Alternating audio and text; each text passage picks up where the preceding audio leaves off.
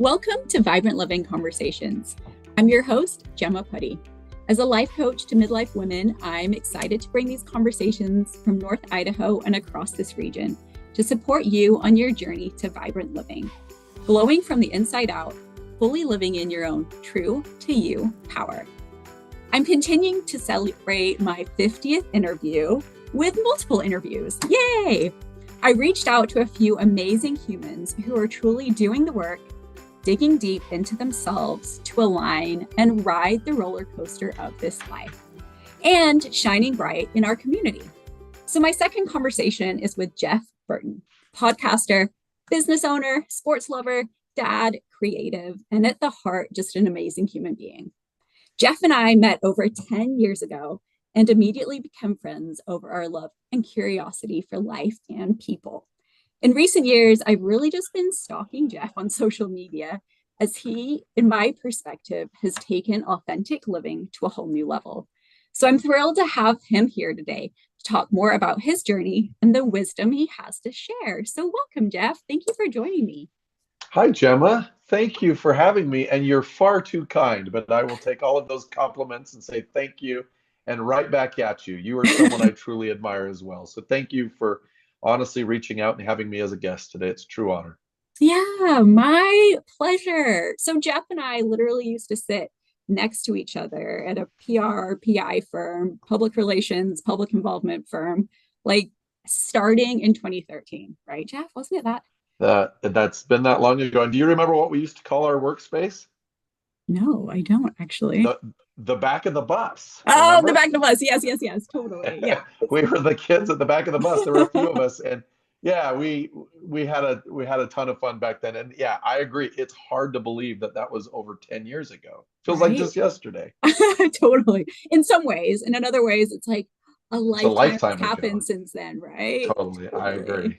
Yeah. So Jeff, okay, now that I've been stalking you on social media for a while, like you started podcasting, you have 2 podcasts, you've been through a lot of like life changes. So in my vein of talking about authentic living for this mini series, what does authentic living mean to you and really living from and honoring who you are?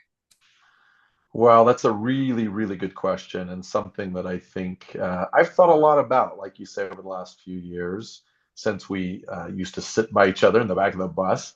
And I like that you call it true you-ness, Y-O-U, you-ness, right? Like, to me, authentic living is being comfortable with who you really are. Right. I think we are all unique. We have a set of strengths and weaknesses and quirks, if I can say that.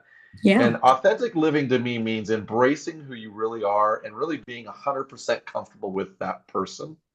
And that's not easy. I get that, right? I mean, it's my experience, all of our experience. And Gemma, as you referenced, I mean, you know me fairly well.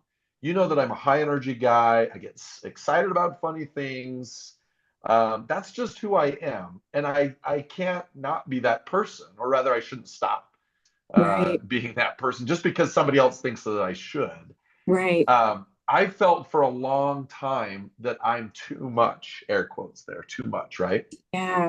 I'm too much for people in terms of energy, sense of humor, quirks, what have you. And sometimes I felt like I need to tone it down or be a watered down version of myself.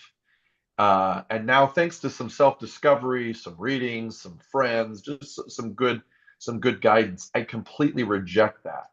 I used to say to people like, hey, I'm sorry, I'm too much. Like, that's a bad thing, right? Like, I'm too much, whatever. And now I say and think, hey, go get a little less somewhere else if you need to. I'm me, and that's really a good thing. And so to kind of come back to the original question, I mean, I think it's embracing what makes you you.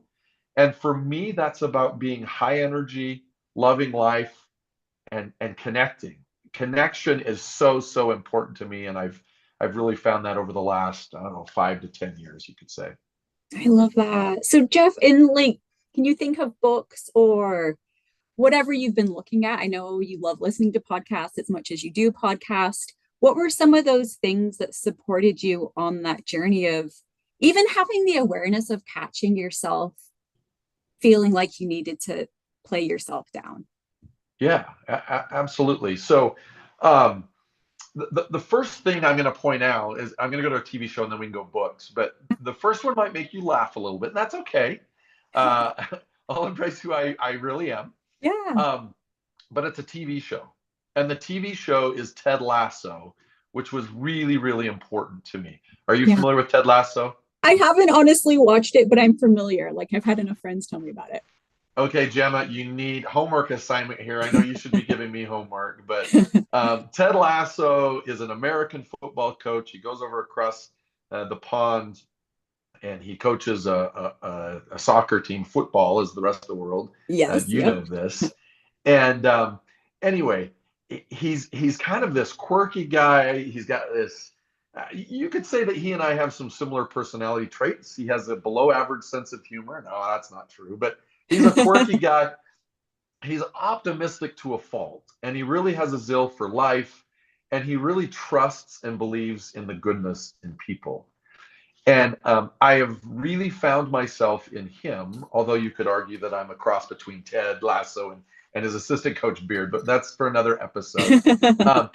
Ted is always happy and he's always loving other people. And who doesn't love Ted Lasso? I mean, he's just this charismatic individual. And that show resonated with me because he is this optimistic, just uplifting guy. But in the show, he kind of opens up about mental health. He talks about some of the struggles that he himself is going through. One of those was a divorce. And you kind of look at Ted and you'd be like, how in the world would this guy be going through a divorce? And I kind of felt that, I hope that doesn't sound too putting myself up on Ted's level, but I just kind of related to that. And so I think he's given me permission to be my authentic self. I think he's given me permission to kind of admit some of the struggles that I've been through. And I think seeing him open up was really, really helpful for me. Being an optimist, I think this will sound kind of funny, but I think there's some challenges with that. Because, and I'll give you a real example, right? I've always, since I was a little kid, I've always kind of seen the positive slant. I've always been able to, even if something bad were to happen, I'd, find the positive and move forward. And a few years ago, in a personal experience, I applied for a director level position. And I was really, in a lot of ways, the next in line, the obvious choice. I thought I was a shoo-in. The interview process went well. I was one of the final two candidates. And, I asked myself, like, how could they go with anybody else? Well, Gemma, I was picked number 2. No. And I didn't get that position. And honestly, I was stunned. I was devastated. Now, my typical Jeff self would have been optimistic and been like, well, there's another opportunity. But I was devastated. And I remember I work at a university and I work on our commencement team, or worked previously. And so I would work and would coach commencement speakers or graduate student speakers. Okay. And one of these individuals gave a talk that resonated with me, and I'll relate it back to this story. Stay with me, I promise I'll get there. They were recounting a time when they were in the hospital with their dad, and their dad was sick, dying of cancer, sadly. And I think this person kind of recounted how they asked, how are you so positive or whatever. And the dad's advice to them was, allow yourself space or time to be angry, pissed, frustrated, to feel all those dark emotions. Yeah. And set the timer, whether it's 30 seconds or 30 minutes or whatever the time is, and let yourself be there. Let yourself truly grieve. And then after that time, when your alarm goes off, right, you could stay in negativity. You could stay in that depression, if you want to call it that. Or you can move on. And so I thought that was great advice. And that's what I did. In the story that she says, I think she said 30 seconds. Well, I needed a little bit longer than 30 seconds. So, Gemma, I got in my car. I turned up the radio. I drove around the block. I got on the freeway. I just went crazy fast. I needed that moment. And I yelled at the top of my lungs. I was frustrated and I just was angry. And I know that may sound like a silly example, but as an optimist, who's someone who's always like, oh, everything is fine, everything is fine. I needed to grieve and I needed to be Yeah. frustrated. And so that was really, really helpful for me, um, to be able to do that. And so, it was therapeutic. And again, I think you see that a little bit in Ted Lasso. Um, Another thing that you mentioned was, and I apologize for jumping all over here. Um, Another book that was really, really good for me was Lori Gottlieb's book, Maybe You Should Talk to Someone. I don't know if you're familiar with that or your audience No, is as no. well. It's about a therapist who goes to see a therapist. Her life is kind of imploding for various reasons. Yeah. And it's really, really good. And she talks about the thing that makes her a good therapist is that had she went through a lot of hard times. And really, you can go to school, you can learn all those things, but like being a good human requires you to go through things that help you develop empathy and Yeah. help you like learn those lessons, because it truly, I think it makes us who we are. And so, um, Well, and I think to that your point there with even Jeff, or not Jeff, Ted, I think like we're programmed, right? We're told these stories, and depending on how what your lived experience is, that like to be fine, to be a people pleaser, to be okay with things. And you and I are yes, like the same in that we are optimists, but having those moments of being like, life is 50-50. Like, we do choose joy and positivity most of the time. It doesn't mean we don't feel the other feelings, and to not 100%. honor and give yourself that space to grieve and to feel the anger and the pain and the frustration whenever it comes up. Like, if you don't let it flow through and like process it, it's going to end up like eating your organs, right? Like Totally. you like holding it in or not honoring like how you feel is just going to bring a whole nother array of problems. Yeah. So like we're still human, like we're not guaranteed this just joyful positivity, and to think that anyone can live on the positive plane their whole lives isn't. I mean, even if this is a horrible example, but Robin, oh my gosh, the The comedian. new the Robin Williams. Yes, right? Like Yeah. outside, like this is taking it to a dark place, but you see these people outside that are like so happy and bringing so much joy. And then you find out that their internal life is the complete opposite. So it's honoring both and being okay with like sharing both and saying, I'm not always okay. Like I choose Yeah. to be most of the time, but I'm okay with not being okay because I'm human, right? Yeah, absolutely. Well, and again, through just experiences that I've had, I feel like one of the things I'm proud about, a trait that I've developed, is empathy.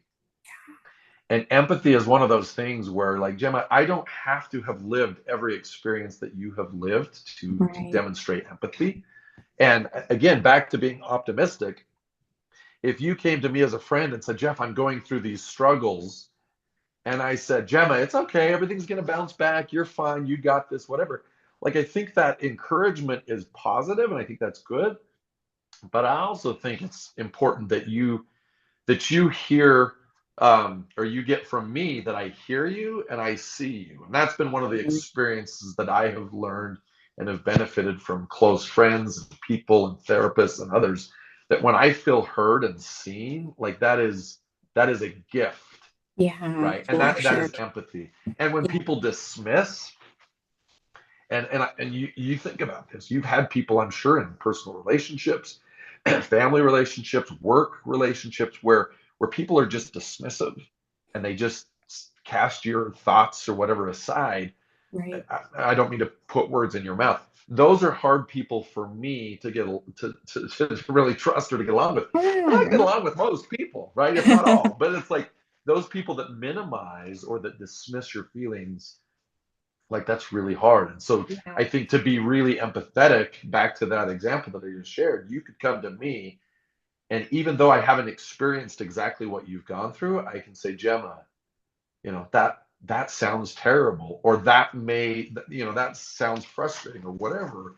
And just that act, again, I've benefited, so that's why I'm speaking this way, is because when people have told me that, it's helped me feel seen and heard, and that's a game changer. Right. Well, and I think too, because so many people are really living in their own bubble of like their own stuff going on in their life. So if they're coming to you, even with like a bad attitude or anything, I'm the same way. Like I've really become like just more compassionate about they've got Mm, something going on in their life. Like totally. whether they're bringing me their like negative feelings or they're not listening to me, it's not about me, it's about them and what they're processing, and they need to be seen and heard. And like you said, in this world where it's really not the norm to hold space for each other. And I think you No, saying the therapist having a therapist, I'm this like life coaches have life coaches, like because believe in having someone else like listen, like help totally. me process what I'm saying and the perspectives that I'm bringing to my own life that I can't even see because it's like I'm so thick in it, right? So I'm like, there's so much power in having someone else like really hold space for you to hear your BS and like your stories, and not like in a pointing fingers way, but like your lived experience led you to believe this, Jeff, Gemma, but it doesn't have to be that way. You can change the story. You can believe that really your funny, quirky awesomeness is like a superhero power.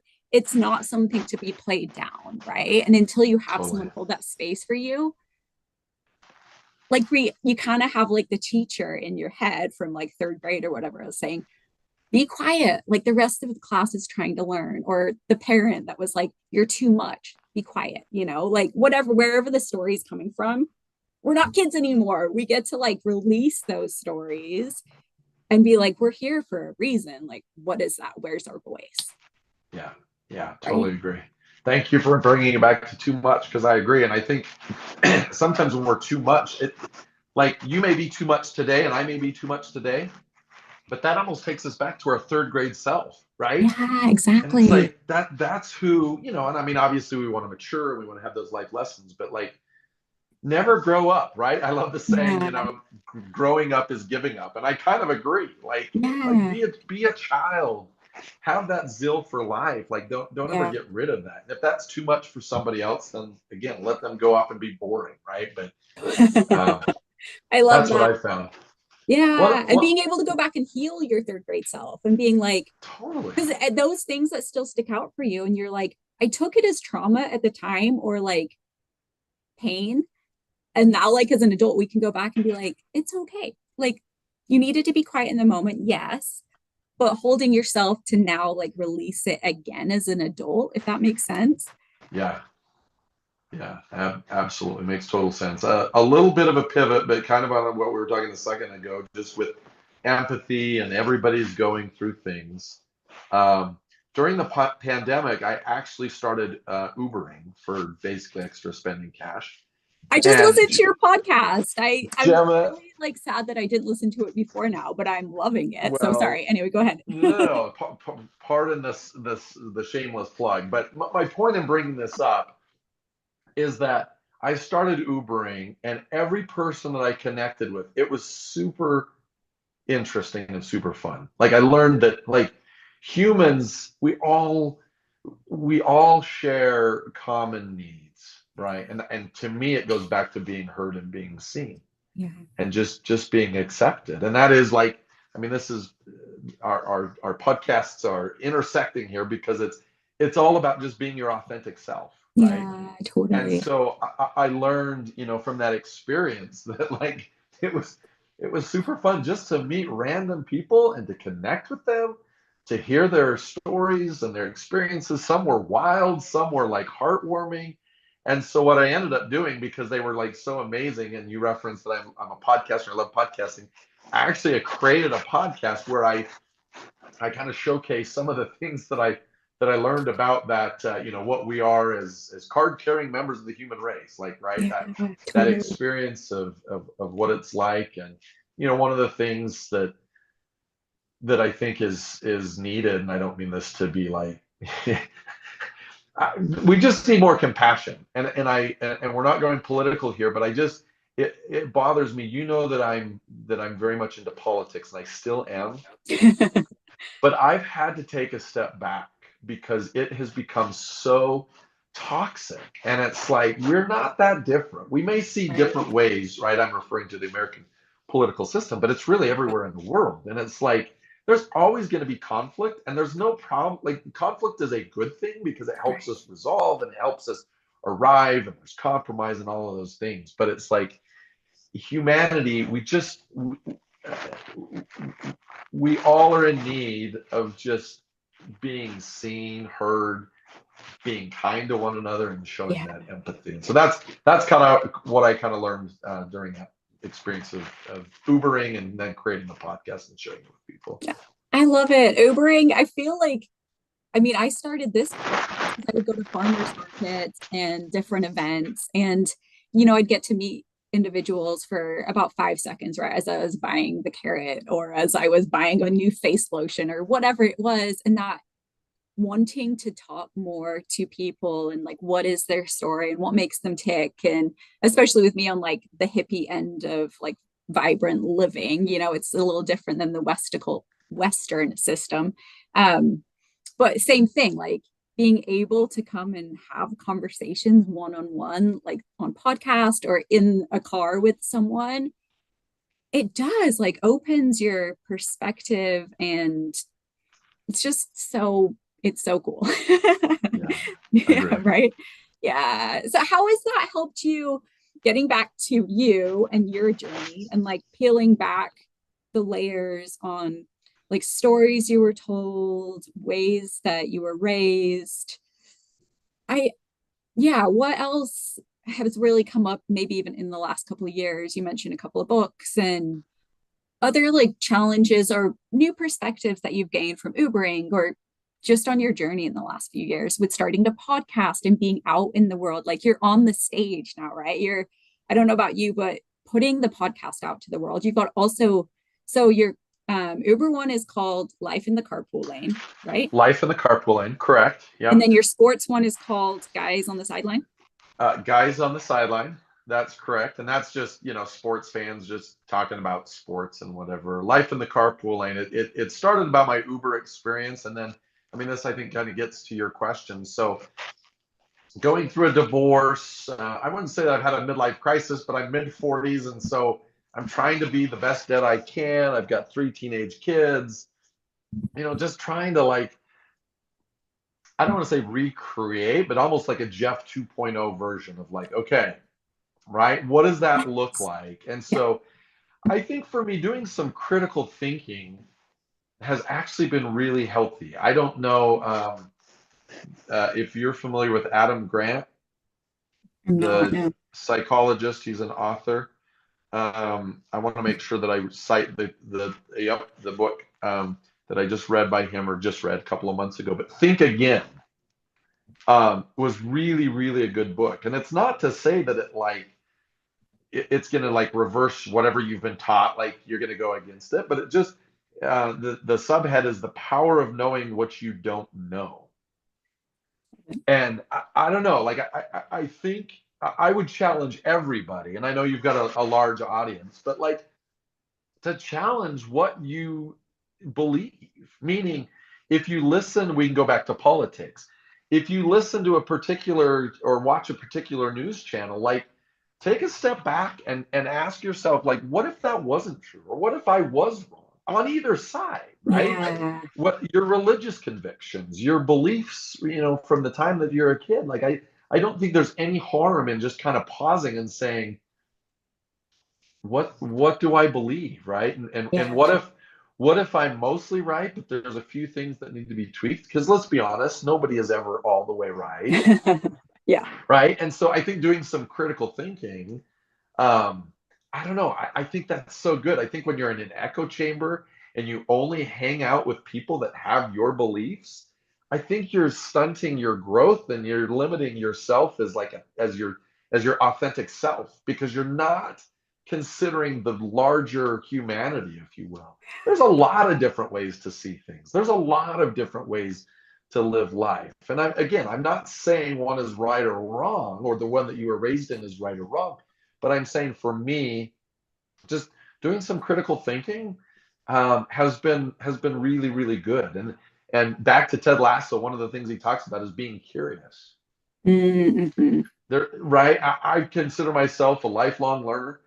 I work at the largest online university in the world, in the country, Western Governors University. We have 175,000 current students. So it's a large university. And I work in our alumni team, so I get to interact and go to events and meet Super with cool. people. And our average age student is it's skewing a little bit downward. We're getting younger, but it's mid to late 30s is what it is.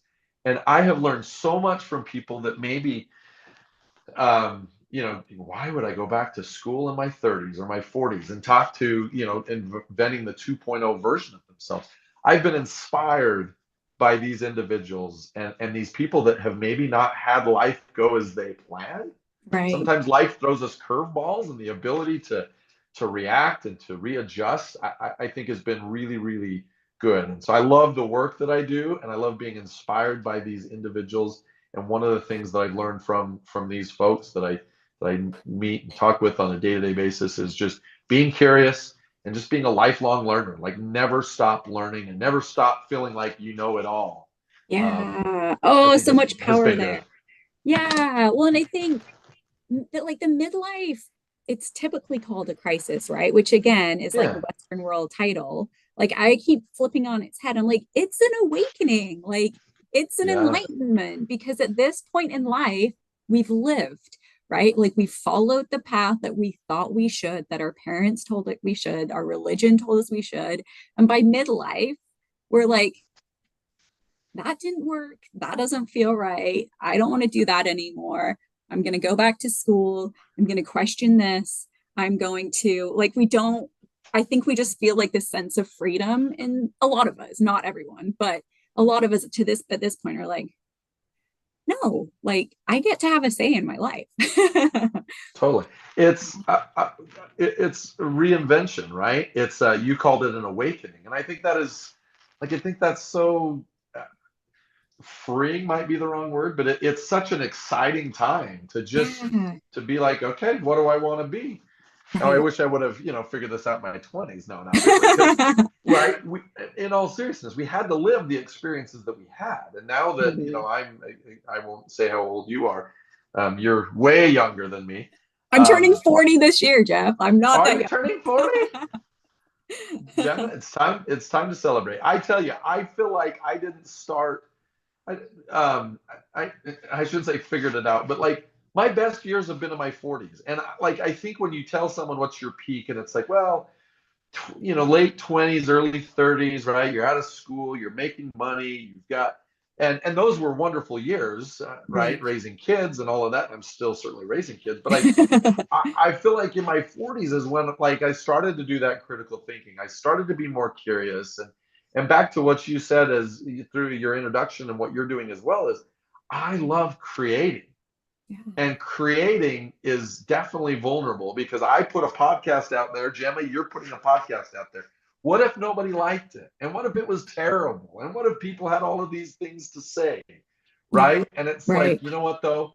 I feel like I come alive when I'm creating, and I feel so passionate about whatever the topic is, whatever I'm talking about. And so I Yeah. think you're the same way. Like, I think Right. you really come into your own when you're in that space. Yeah. And trusting that feeling, right? Like, still, there's a lot of like questioning and doubt and like, why am I doing this? And does anyone care? And I'm like, does it, like, when it feels so like alive when I'm doing it, like, I know that's how I want to be living. And I know that's like, even if you're still questioning yourself, like, that's what I want to bring to the world. Like, the me Yeah. that feels like that. And I have to trust that that will be received well, right? Like, yeah. Yeah. I agree. And I believe as a creator, like I believe in a higher power. I believe in God. Hmm. And call them whatever you want. I know people have Right. different opinions and things, but I believe we were created to be creators. And I feel like for me, when I'm creating is when I feel most aligned and when I feel Yeah. most connected to my God, because it's like I'm putting myself out there. I'm being vulnerable. I'm not sitting on the sidelines, right? I'm Right. getting in. And so Yeah. anyway, that's been my experience. Oh, I love it so much. Yes, exactly.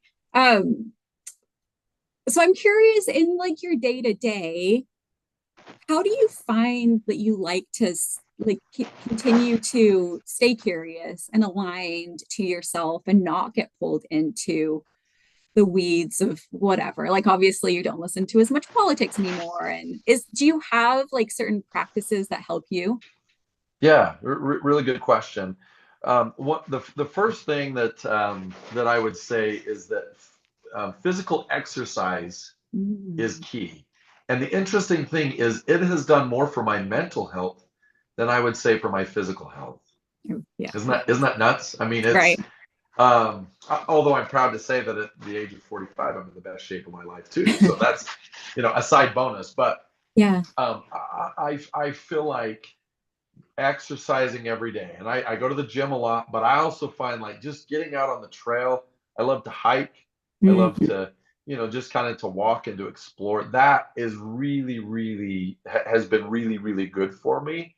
Um, I also subscribe. I heard this said one time, and I subscribe to the idea that when I'm overthinking, it's time for me to write, and when I'm underthinking, it's time for me to read. And Ooh. so people make fun of me. I carry a lot of notebooks with me just because I'm writing down my ideas, I'm writing down my thoughts, and I've learned long ago that my mind, I just need to get my thoughts out. Hmm. And so I either express them, right? I'm a talker. Maybe you picked up on that, but I like to talk. But when I'm alone, I like to write. I just like to write my thoughts out, and that helps me when I'm overthinking to kind of calm. And then reading has been so good. And I have to share kind of a challenge that I had. I start a lot of things and I really finish a lot of things. I'm working on it. It's an awareness thing, and I'm working on this. And I had a work colleague that challenged me. I was like, I start a lot of books and I don't finish. And she said, Jeff, will you commit to reading 1 minute a day? And I was like, wait, what? Like, you're crazy. And she's like, Jeff, will you read 1 minute a day? And I was like, okay. And so I started reading 1 minute a day. And obviously, you get kind of, I think most will get where she's going with this. Once you start, you read a minute, you're going to continue. And Yeah. isn't that so true, right? Hmm. I think sometimes tasks get overwhelming. Maybe I'm paralyzed because, like, oh, I don't know where even to start. And I Right. have found that just moving, in the case of reading, it's just picking up the book and going for it and just Yeah. reading a minute. If Yeah. I'm paralyzed with choices and thoughts and just different things, it's like I just got to move my body. I go out on a walk and it's an amazing thing. And this back to physical exercise has been more for my mental health. Once I get out and get moving, that movement is so key, and I'm able to come and function and accomplish what I need to. And so that's those three things: exercise, reading, and writing. I think would be three keys that I I've love discovered. that. Well, and I think too, like your reading thing, like taking the first step in any sense is the hardest part, right? And like you're saying there, like suddenly once you've taken the first step, you've taken the overwhelm out of it, you're in like the enjoyment. It doesn't have to be like, now I'm committed to reading for 3 hours, right? Because people are like all or nothing. I'm going to read for an hour or not even worth it. And it's like in this Exactly. day and age, that's not true. Like you could do it for a minute or 10 minutes, but just don't like cut it off the table because you're like Yeah. the all or nothing mentality, like you were saying with politics. It's not, there's a full spectrum of things and it doesn't have to be one end or the other. And your right is not someone else's right, right? And what's needs to happen today doesn't need to happen tomorrow, or not even need, but what works Yeah. today doesn't need to work tomorrow. It's like being kind and flowing with yourself, but taking the first step, I think, is super powerful. Totally.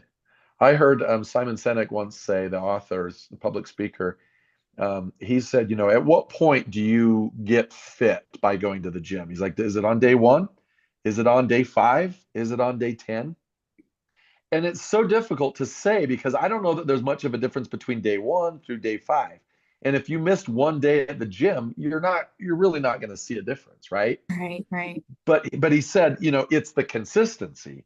If you will go consistently to the gym for 30 minutes, for an hour, or out on the trail, it doesn't have to be the gym. Mm-hmm. But his point was like, I don't know at what point you reach your goals or whatever, but he's like, if you will consistently do it, Yeah.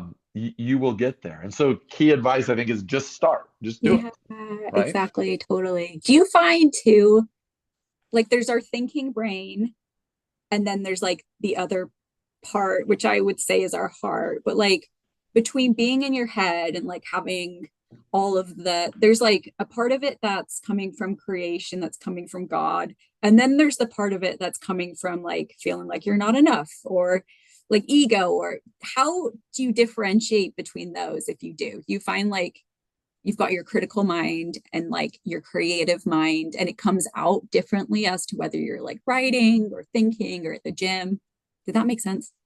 Yeah, no, I think it does. And I think it's good to embrace all of those, right? Like I think the Right. critical is good. I don't spend a lot of time in the critical. I spend more time in the creation side. I Love that. spend more Okay. time in just going with it. But Yeah. but I do, and right, I overthink, and that's where the writing comes in, because it's like, again, I'm putting out a podcast. What if nobody likes it? And so I'll Yeah. literally write and kind of work through that in my mind. Yeah. Um, to kind of arrive. And yeah, I think putting yourself out there, I mean, it's not for the weak. You could say that, right? Like in any capacity. And that's not, I say that as a creator, but you could say that as a school teacher, right? Like if you're a Yeah. school teacher, what happens if nobody likes me as a teacher, right? And I Right. think it's a beautiful thing though to actually have the courage. It's the man in the arena quote, right? Teddy Yes. Roosevelt said it. Brene Brown made it a little more popular, but it's credit to the person that puts themselves out there and is the man or the woman in the arena. Yeah. No, I love that so much. Okay, Jeff, I could talk to you all day. I think I'm going to wrap it up on my question of what wisdom would you share with your younger self on authentic living? Who, um, you know, I think in my mind, I kind of have the way that everything should be or life should play out, right? From Mhm. decisions to people to relationships to work to all of that. And I remember reading the book, The Power of Moments by Dan and Chip Heath. Okay. Really good book. And from it, they said, life is most comfortable when things are certain, but we become most alive when they are not. And so, again, in my mind, this is kind of the way everything should play out. And if I were to go back and give myself wisdom, I would say embrace uncertainty. And I think that's challenging because right, I'm always wanting to skip to the end of the show or flip the page to the chapter to see how it resolves. But literally, like life is about embracing uncertainty, and that's where the growth happens. That's where the excitement happens, and that the curiosity, right? All of that. And so, easier said than done. And I'm definitely still working on it. In no way am I professing to be perfect at this, but like just embracing uncertainty and just living life, and good things will follow is my belief, because I go back to, again, being authentic self. I hope that people are being their authentic selves as well, Yeah. and I want to allow space for them, and I believe in humanity. I do. I believe that there's more good. There's bad characters out there for sure, but like, again, it's that empathy. We're more alike than we're not. And I think Yeah. taking time to listen and to see people and hear people and to be seen and heard on our own will make a world of a difference.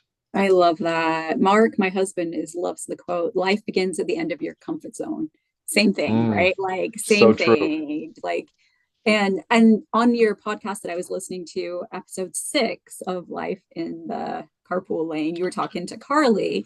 And oh my gosh, where was I just going with that? I lost my, oh, you said you had someone in IT in your car, and they were like super quirky, and but you're like you had said, but that made them so magnetic. So we, as much as we like question ourselves when we're in that like too much area of our life, I'm putting this in Uh-huh. quotes right now, like other people that are your people are magnetized to it. And we want to see people like being themselves because it's fun and it's inspiring and it's encouraging. And so, as much as we try to fit in, it's also like we're so drawn to the people that are just on the stage doing their thing, living life, loving, and not from being perfect, but from being real and open Being to being real. flawed, right? Being real. Yeah, Carly Hamlin Hanston's her name, a dear friend and author. She taught me that being, and this is exactly where you're going, and the quote was, being authentically flawed is better than being unauthentically perfect. And I think that's so true. We're all Yeah, trying to convince everybody else that, oh, I've got everything figured out and whatever. And I agree. And you said it very well. Like just being real, working on yourself and various things, but just being honest, being authentic, being real, I think draws people to you because I agree. I think they find that refreshing. totally. Ooh, is there anything else from our conversation from this theme that you want to add before we wrap up?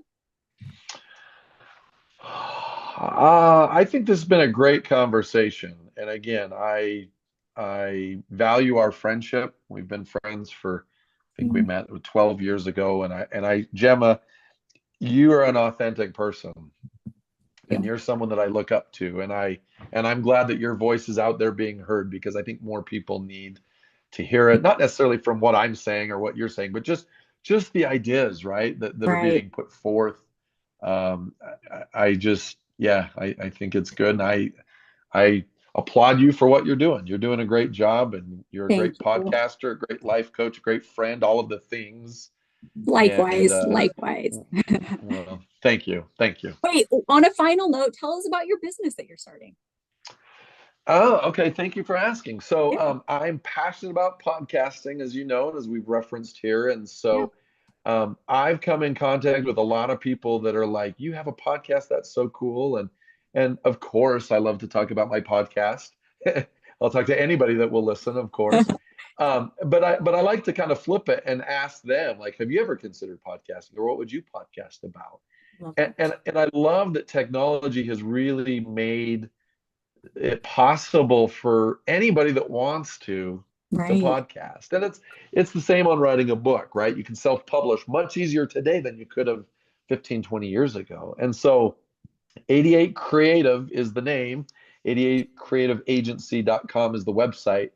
And literally I've got a conversation tonight with a couple of friends who are starting a podcast. Fun. And for me, it is so fun to see them literally feel like they have something to contribute, that right, they're crazy ideas, whether it's a topic that is very niche or very common or what, it doesn't matter. No, Like the doesn't. fact that they're able to, and that others are putting themselves out there, is exciting to me. And so I geek out about it, and so I'm helping people start podcasts and other creative ventures as well, but mostly focusing on podcasts at the moment. And I love that. having a lot of conversations, which tells me, I mean, that's encouraging because it tells me that you and I aren't the only crazy ones out there like, hey, I want to start a podcast. And so Yeah. it's a beautiful thing to find your voice and to put it out there. And so I'm Yeah. super excited with where things might go with it.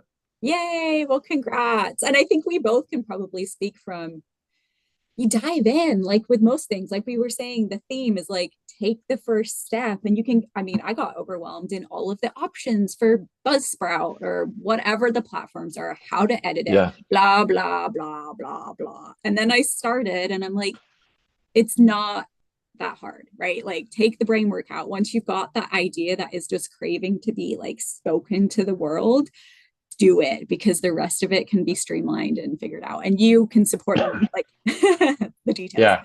I read something the other day that there's someone out there who's way less qualified than you, living the life you went living the life you want simply because they took action. And that's so Yes. true. I'm a dreamer, right? I got a lot of ideas, and so I'm really trying to, and Jeff 2.0, right, the next 45 years of my Yeah. life, really to take action and to just move on those ideas, and Yeah. exciting things will happen, I believe, and I know that to be true for you too. Yeah, exactly. Oh, I love it. What a good note to end on. Thank you again, Jeff, for joining me. You are a joy, and I'm so thankful for our friendship. You're kind, Gemma. Thank you, and all the best to you and all your endeavors.